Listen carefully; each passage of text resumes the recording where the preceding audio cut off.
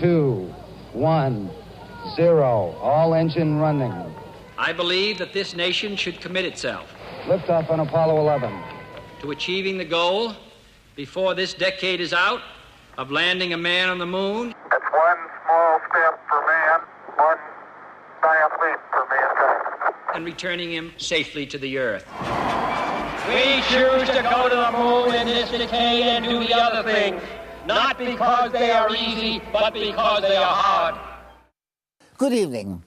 It's now 40 years since men landed on the moon, one of the greatest achievements in human history. And everyone got very excited about it. Well, earlier, in 1964, I went on a Sky Night program and talked about it, and I didn't get it quite right. Well, I've just got back from America, where there's a tremendous interest in what's called Project Apollo. Now, originally, the Americans planned to get a man on the moon by 1970. But, quite honestly, I tend to be a bit wary about this, and I shall be a bit surprised if it happens before 1980 or so, though I may be completely wrong. Well, I was out by 10 years. Arthur Clarke got it right. I didn't. I'm joined now by doctors Chris Lindhott and Chris Lowry. You weren't born, you were just. What do you think about it now, Chris? Well, I've been annoyed ever since I was a small kid that I wasn't alive to seeing. So I'm delighted to have you here who experienced it, and you, Chris, as an expert on Apollo to ask some questions. But looking back, looking at Kennedy's speech promising we were going, I mean, what did we know about going to the moon back in 1961? Actually, Eisenhower commissioned the Saturn V, so this was all getting going before Kennedy came to power.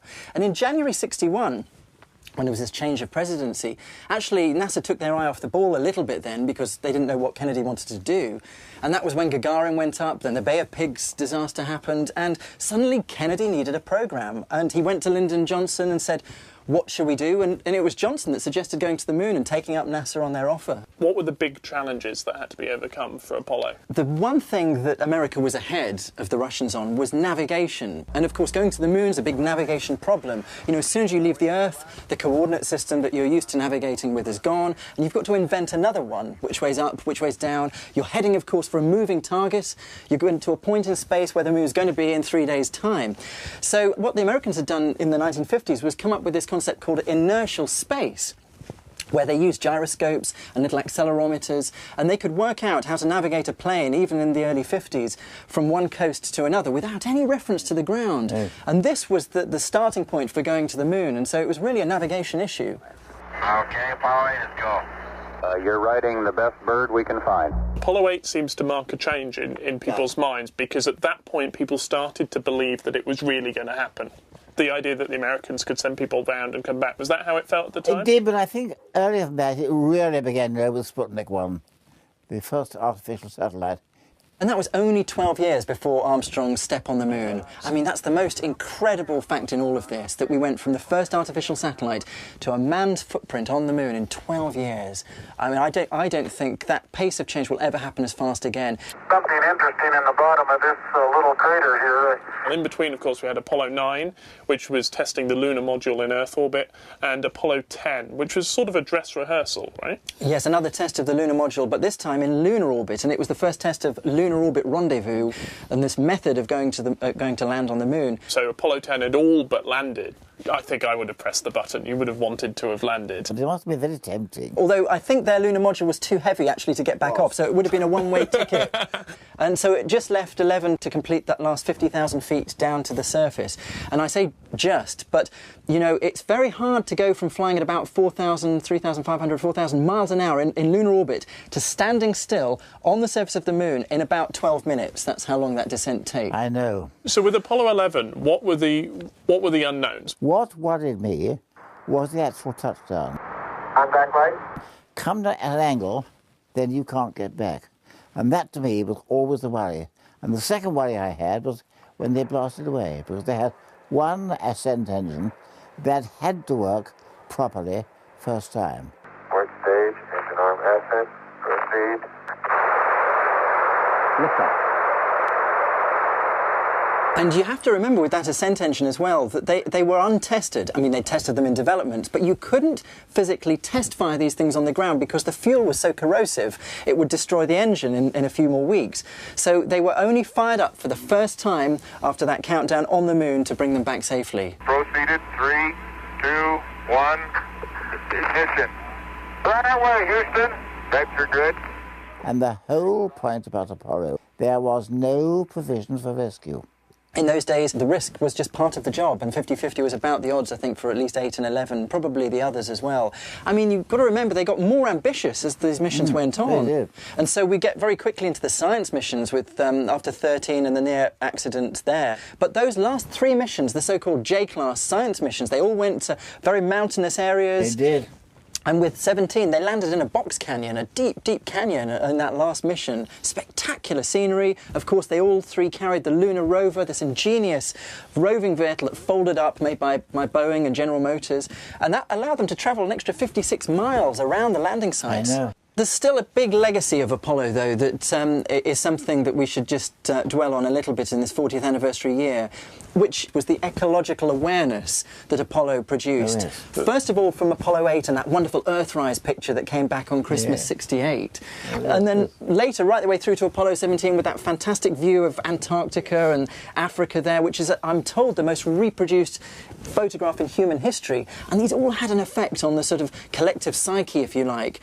Chris, thank you very much.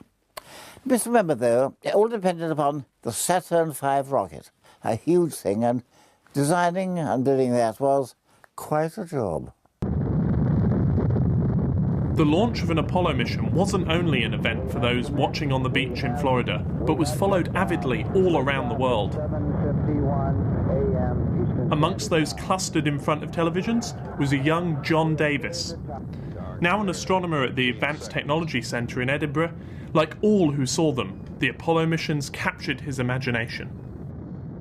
Well, this is exactly how I imagine it would have been back at the launch of Apollo 11 on July the 16th, 1969. We've got the Saturn V on what passes for a launch pad. This is the most powerful rocket in the world. It's 363 feet high and it weighs about 2,500 tons. And it's all to get this bit to the moon and this bit back again. And of course we've got the astronauts in there waiting for liftoff. When do things really get started? The system switches to internal computer control at T-30, but nothing happens until the engines start, and that's at T-7. And only when the engines are all running happily do they give the command launch commit. T3, 2, 1, 0. Launch commit, and then we're on our way to the moon. Well, the first stage here burns for 2 minutes and 40 seconds, and then once it's out of fuel, it's just dead weight, so it's time to get rid of it. OK, well, let's go for that then. Explosive bolts fire here. This will drop down into the ocean. Right, the second stage engines fire, and a few moments after that, this little interstage ring falls away. These 5 J2 engines generate about 1 million pounds of thrust between them, and they push the third stage almost into Earth orbit. Now the spacecraft's high enough that we don't need this escape tower, so it's time for that to go. And for the first time, the astronauts can see where they're going. Neil Armstrong confirming both the engine skirt separation and the launch escape tower separation. Well, the second stage burns for another 7 minutes or so, but even that's not enough to get this whole thing into space. The second stage engines run out, and then we separate the third stage about here, and the last single J2 engine burns for another couple of minutes to put them into orbit around the Earth. The last 11.5 minutes have been very busy, but now there's a bit of time, about 2 hours, as the spacecraft goes around the Earth, and it's time to check it out, make sure they're ready to make the next big decision, which is, are we going to the moon or are we coming home? Something that hadn't been done before Apollo 8 just a few months earlier. That's right, it's a very big decision, because once you fire that J2 engine for translunar injection, you are very committed. But there's one more thing we have to do. We have to get the lunar module out of its little garage. Well, the first thing is we separate the command service module. There we go, with the astronauts on the top. Yeah, right, and that moves off about a few hundred yards. And then these panels, there are actually 4 of them in real life, get jettisoned and go into orbit around the sun. OK, and the command pilot then has to fly this back round. That's right, turn it around and come in and just gently dock it nose to nose. So we've docked, and then this used the engine on the command module, I presume? The little thrusters around the service module to just gently pull it out. And there's the fragile lunar module exposed to space. And then this will head off towards the moon. Well, having gone to all that trouble to accelerate, it's now time to slow down again and get captured into orbit around the moon.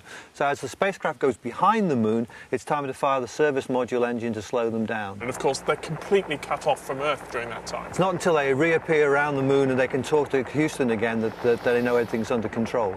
How long do they stay in lunar orbit? About a day before they start the descent. Okay, and the first step of that is separating these two. Apollo 11, Houston, we are go for undocking, over. Roger, understand. The Eagle has wings. Once again, it's behind the moon where they have to make another critical burn of their rocket engine to drop them out of lunar orbit. They come back around here and their low point of the orbit is 50,000 feet, and that's when they turn the engine on again for the final powered descent to the moon. Eagle, Houston, we rig you now. You're a go for PDI, over. Roger, understand. And so finally, Armstrong and Aldrin are on their way down to the Sea of Tranquility. We're now in the approach phase, everything looking good. Absolutely everything has to go right. And it very nearly didn't, because as they pitched over ready to land, they realized they were heading for a field full of boulders. So Armstrong took manual control and hovered, looking for somewhere safe to put it down. In fact, they had less than 30 seconds of fuel left. 30 seconds, over. Yes, that's right. Mission Control were very anxious. Contact light. Tranquility Base here. The Eagle has landed. Roger, Tranquility. We copy you on the ground. You got a bunch of guys about to turn blue. We're breathing again. Thanks a lot. And there we are on our version of the Sea of Tranquility, waiting for Neil Armstrong to take his one small step onto the lunar surface. That's one small step for man. One giant leap for mankind. There are 6 Apollo landing sites on the moon's surface, and the location of these are relatively easy to find. To do so, we can enlist the help of 2 figures which can be seen at the time of full moon. On the right-hand half of the moon is a figure known as the Lady in the Moon. Now, she has 2 big bunches of hair on the top of her head, marked by the Mare Serenitatis and Mare Tranquillitatis. And where these 2 come together, that marks the general position of where Apollo 17 landed, at Taurus Littrow. Now, if you can imagine where her ear would be, just below the Mare Tranquillitatis, the very top of her ear marks the general location where the very first Apollo landing site was, in the Sea of Tranquility, Apollo 11. At the base of her ear, if you can imagine where that would be, where her earlobe would be, that's where Apollo 16 landed, in the Descartes Highlands. Okay, so that's 3 of the landing sites identified. Now, to find the other 3, we have to use another figure who resides on the left-hand side of the moon. And he's known as the basketball player. He's got his back to us, so we're seeing the back of his head, the top of his shoulders.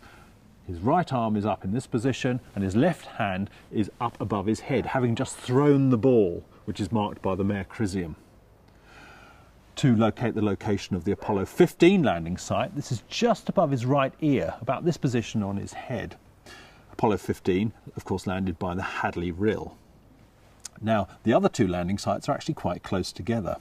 Apollo 12 sits just on the top of his shoulder here, and Apollo 12 landed in the Sea of Storms. Apollo 14 is between his hand and his shoulder, and the location of Apollo 14 was Frau Moro. So using these 2 figures help us to find the Apollo landing sites. Pete, John, Chris, thank you very much. Welcome now to our very old friend of the Sky at Night, Professor Colin Pillinger. Colin, welcome back. What was your official role? I was recruited because I was somebody who was skilled in a new analytical technique called mass spectrometry. And there were very few of these people around. And I just happened to match the criteria like that, and I was in. We have some actual lunar samples here. Yes, these are real stroll down memory lane, Patrick. There's one there I instantly recognised. That's a soil from the Apollo 16 mission, 68501.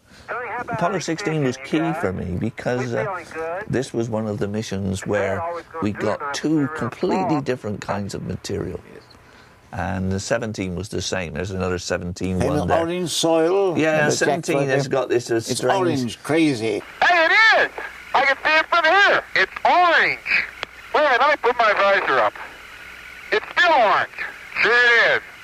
Crazy. Showed that there were volatiles around on the moon at some time in its history. The chemistry, of course, was this business of the little grains being such a high surface area. They recorded the impacts of atoms from the sun, the solar wind, and we knew nothing about such chemistry before. We potentially knew the moon without its atmosphere and without a magnetic field wouldn't be shielded from the solar wind like the Earth is. We thought the only things that we would be able to see would be the inert gases, the helium, the argon, so forth. So when we could actually see compounds with carbon and nitrogen, this was just amazing, new stuff. In what way did our views about the moon change, you think, with Apollo? Well, I think the subject I was most involved in, what was the nature of the mare? Yes. They'd been called mare because people thought that they were dried up basins of water. And the fact that we were able to show almost immediately that everything was a volcanic rock. Even the rocks themselves contained so little volatile, and by that I mean water. Then, of course, there was the case of the craters. I think you were one of the people that believed that they were volcanic cones. I was on the wrong side. Langrenus is quite a huge crater. It's got a central cone to it. The walls of the crater are terraced, about 6 or 7 different terraces on the way down. Well, I based mine purely upon observational techniques. They looked all right at the time because it wasn't. Well, Patrick, I've said this 1,000 times. If a picture's worth 1,000 words, sample's worth 1,000 pictures.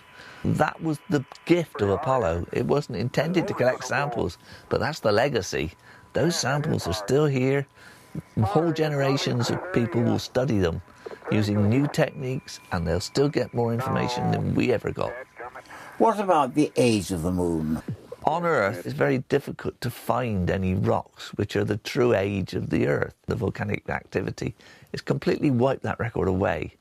When you go to an object like the moon, then you can actually get a date from the original formation.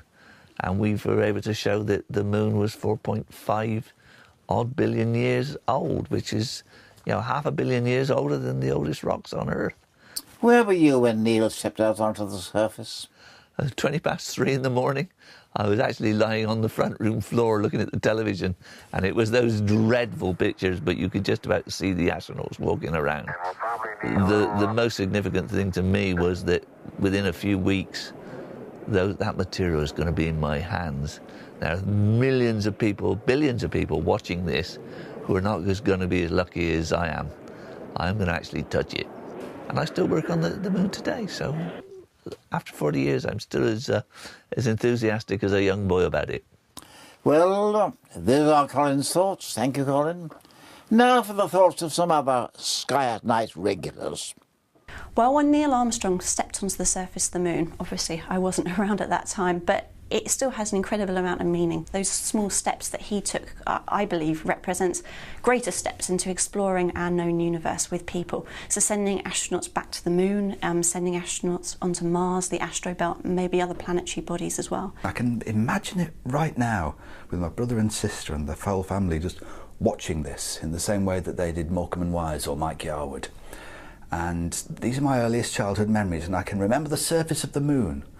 And to me, as a young child, I thought it was porridge. It looked like porridge, and here they were. I thought it was the clangers for grown-ups. The most significant moment for me was actually seeing the photographs that came back from the Apollo 15 mission, where the astronauts were standing by the Hadley Rill. Now, the Hadley Rill is a meandering, sinuous rill on the lunar surface. It looks a bit like something which has been cut by water. It looks like a riverbed, really.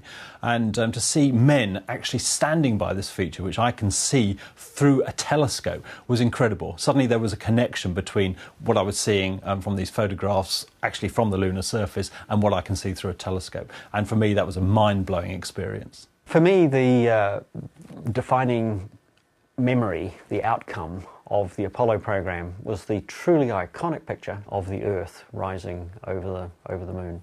That was groundbreaking. That was the first time you really understood the fact that we lived on a little green dot, a little blue dot, and we had this thing that had boundaries. Before that, one imagined the Earth was just limitless and you could do what you like with it. But that was the occasion when you realised, hey guys, we are actually a little dot in space, and we've got to look after this. And I think without that statement, there wouldn't be an environmental movement, there wouldn't be a concern about future the way there is today. So although that was never an intended outcome, and of course, as with the best science, the real outcome is never they intended, I think that awareness of the Earth, strangely, was the most important outcome of going to the moon. Houston, Apollo 10, we've got a beautiful view of the Earth here, but it's absolutely fantastic. So, Patrick, what were your most significant moments from the Apollo program? First, the actual touchdown. There was so much that could have gone wrong and no provision of rescue. So when I heard Neil's voice coming through, the Eagle has landed, I felt immense relief. Tranquility Base here. The Eagle has landed. And then, just a few hours later, the first step onto the surface. What's the significance of that moment? It showed that the gap between two worlds had been bridged. The moon was there, and we can go there. And of course, they got back safely, and just a year later, Yes. Armstrong was sitting in front of you as a guest on The Sky at Night. I thought we'd take a look at that film right now. Right, yeah. When you were actually walking about on the moon's surface and kicking about a certain amount of dust, did you notice any local colour? And also, were you at all subconsciously worried about the possibility of unsafe areas? Well, the color is a puzzling phenomenon on the moon, aside from the characteristics that I've already mentioned. You generally have the impression of being on a desert-like surface with rather light-colored hues, yet when you look at the material at close range, as if in your hand, you find it's a charcoal gray, in fact. That was 1970. Patrick, do you remember that interview? I do indeed. I remember it very vividly. It was a great honour too. What fascinates me is your questions to Neil Armstrong there are clearly inspired by being an observer of the moon, talking about colours and appearances. I've got some of your observations here. Oh, they're very primitive. Well, I know, but it's fascinating for people like me who are used to sitting in front of a computer as an astronomical researcher. This is December the 3rd, 1954. Area of the moon called Delaunay. Delaunay, yes. Delaunay. An incredible formation, evidently the fusion of several features, complex and massive, and has clearly suffered several phases of remelting. Then you discuss the technical details of what you're seeing in the drawing, and then conditions rapidly becoming worse. Unfortunately, no choice but to stop observing. The mist gathered, and by 1900 hours, the moon was completely obscured. You can hear your voice there, but this was useful research. Why were the NASA and the Russians interested? Well, we had to get maps of the moon, particularly what they call the libration areas, are brought in and out of view. Like that, for example. These are the edges of the moon. So and this is... many of us were doing it, but I was a very, very small cog in a very large wheel. But as a group, you made a huge contribution because it was these areas that connected the familiar near side to the far side. The lunar observers did, undoubtedly. Mapping the moon was the contribution of the early part of the space race, and I think we've got a clip of you talking about just that with Eugene Cernan, the last man to stand on the moon's surface. A great man, Eugene. We studied, due to a great deal of your work, of course, on the mapping of the moon. We studied the area we were going to land so well that I really believe I knew it, at least from the air, from above, as well as I know my own backyard. What was the most unexpected thing to you? The most unexpected thing was actually all of a sudden finding myself on the surface of the moon, realizing that it was quiet, the engines were shut down, I have sort of severed my links with life and humanity. You're there on the moon, and you stop and think, I'm there. Surprise, you're really here at this moment. They do seem to make walking on the moon fun, don't they, Cernan and Schmitt? It must be glad to have only 1/6 your Earth weight. Yes, I'm sure all the astronauts enjoyed that. This is a man enjoying himself, Buzz Aldrin, of course. I caught up with him a few weeks ago. He passed through London. Yes, and I've just about forgiven you for not taking me with you. I would have liked to meet Buzz, but let's see what he has to say anyway. Indeed. Buzz, again, we see each other. How are you? Oh, it is good of you to come. Buzz, it's 40 years since you went to the moon. What did it feel like when you actually stepped out onto the moon's surface? It's not the easiest thing to do, to tell someone what it is like.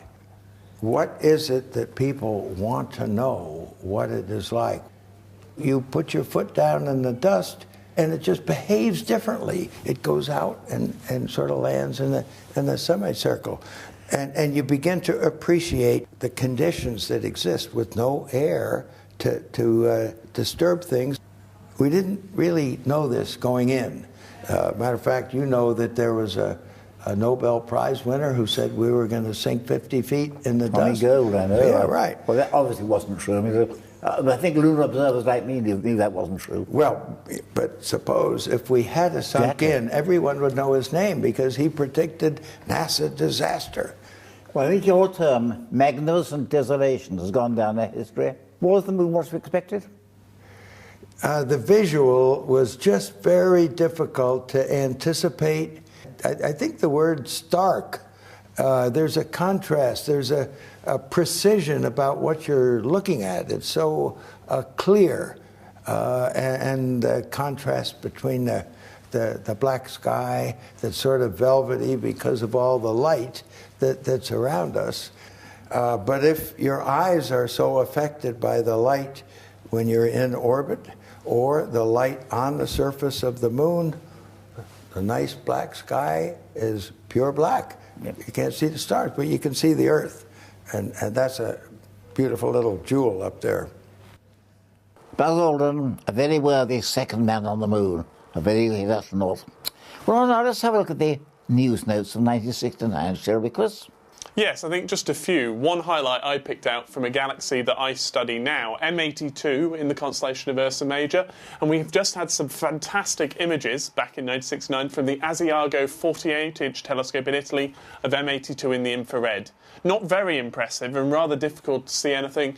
If you look at a modern image, you see the sudden detail, this starburst, huge numbers of stars being formed in the galaxy. You can't see anything like that in these early but still exciting images. The same thing with planets. Mars, 1969, from Manners 6 and 7. You can see some features. Yes, but nothing like we get with Mars Reconnaissance Orbiter these days. It was impressive at the time. That's the important thing to remember. And these early missions built the stepping stones for later ones. And then rockets. Black Arrow, 1969. Yes, the first test of a purely British rocket being tested down in Australia. I have to report the first test was a failure and the programme was eventually cancelled. But it was a rather fine machine while they were developing it. It was indeed. And of course now, in 2009, we have new lunar probes. That's right. LRO is going to do what its name suggests, Lunar Reconnaissance Orbiter. It's going to go into very close orbit around the moon, image it to a resolution of 50 centimetres. Alcross will go on in the search for lunar water. Alcross is stuck to the top of the last stage of the rocket that got them there, and on October the 9th, that rocket will slam into the south pole of the moon, followed by Alcross, with the idea being that the impact of the rocket will throw up material at the south pole, including any water if it's there, and Alcross will be able to measure what's thrown up. There will be no water, I can assure you. Well, we'll see. Chris, thank you very much. Don't forget, it's newsletter time. If you want your newsletter, send your stamped addressed envelope to Newsletter 114, The Sky at Night, Birmingham, mailbox B1 1AY. And so, until next month, goodbye.